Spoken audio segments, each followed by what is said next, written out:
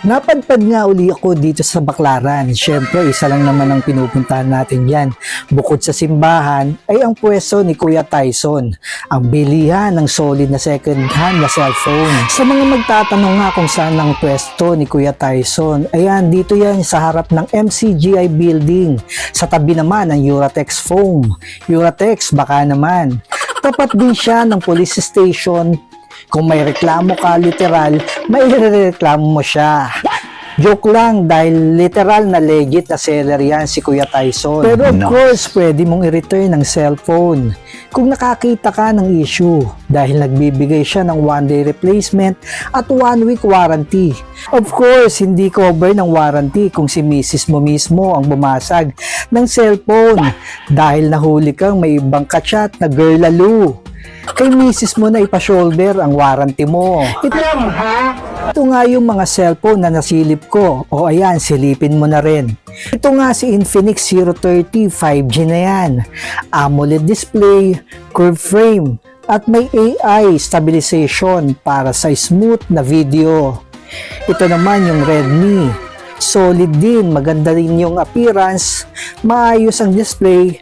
Kagandahan nito, may AI stabilization na din. Available din ang mga brand gaya ng Itel, Poco, Samsung. Of course, di mawawala yung mga iPhone niya.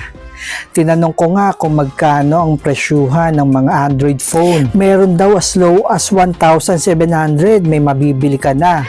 Meron din range na 2,500, medyo mataas na ang memory niyan. At yung mga mataas talaga gaya ng 128 to 256 GB, ayan, nabubulol pa ako, sumasabit nga yung dila ko sa ngalangala. Okay, take 2, yung mga 128 to 256 GB ay 3,500 and up naman ang presyuhan. Banggitin ko na rin yung mga iPhone, ayan, merong available yan ng mga iPhone 6 to iPhone 8 na nagre-range naman ng 2,000 plus and up, depende sa memory at sa appearance ng mga cellphone. Don't worry, lahat naman yan na may discount. Mag-ask ka lang kung magkano ang budget mo at kung magkasundo kayo, yan, siguradong maiuwi mo ang cellphone na pinapangarap mo. Ika nga, huwag mahihiyang magtanong kung may right med ba nito. O for now, ayan muna yung pasilip natin dito sa mga cellphone ni Kuya Tyson. Marami na rin naman tayong na kilatis at nahimas at nahawakan. Ayan o, napakagaganda no, puro makikinis pa yan. Abangan nyo yung update natin. Dahil balita ko, sabi ni Kuya Tyson ay may darating siya ng mga bagong new arrival na cellphone. Lalo na yung matataas na modelo ng iPhone, magkakaroon din siya. I-flex ko na rin yung mga iPad niya. Ayun, napakarami, nakatambay lang doon. So kung naghahanap ka ng iPad, pwede mong dayuhin dito kay Kuya Tyson. Ayan, kung kating-kating ka na nga na magkaroon ng bagong cellphone na second hand pero solid naman, pwede mo nang dayuhin ka agad anytime si Kuya Tyson. Lagi yan nakatambay dyan. From 9 AM to 10 PM, ayun ang sinabi niyang oras. Wag lang siguro babagyo, syempre. For sure absent siya sa pwesto niya.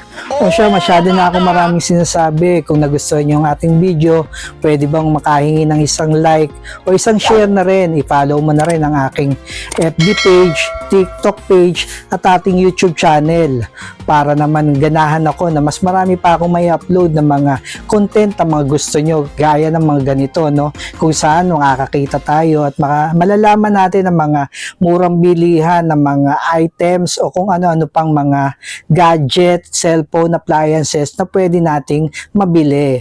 Thank you for watching mga kuys. Bye!